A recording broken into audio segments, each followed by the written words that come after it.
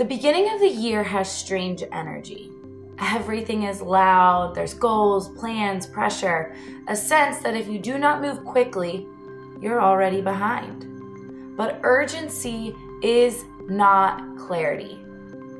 Clarity doesn't live in urgency. Most people think they need more motivation right now, more discipline, more structure, more force. But what they actually need is more truth. You don't need more motivation, you need more truth.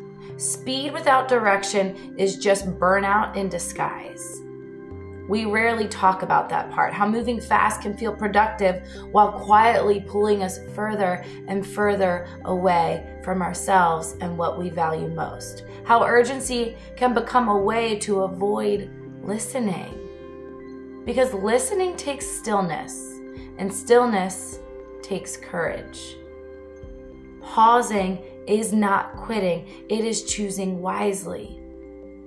Slowing down is often framed as weakness, as falling behind, as losing momentum. But in reality, slowing down is one of the most strategic decisions that you can make, especially when you're tired, when you feel disconnected, and when the path forward feels noisy instead of clear.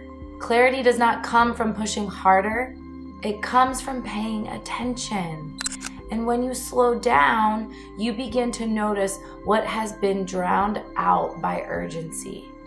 Your body, your values, your yes and your no, the quiet signals that have been trying to get your attention for a very long time. Stillness creates alignment. And alignment creates momentum, but that kind of momentum feels different. It's not frantic. It is not fueled by pressure. It does not require you to override yourself. It feels grounded, intentional, and true. And that can feel unfamiliar if you are used to urgency being your default state. Many people are afraid that if they slow down, everything will fall apart, that they will lose their edge, their drive, their relevance. But usually what falls away is not what matters. What falls away is what was never aligned to begin with.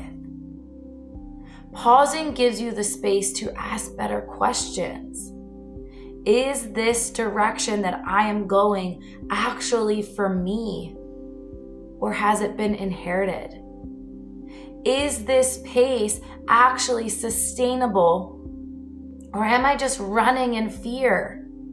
Slowing down is not about doing less forever.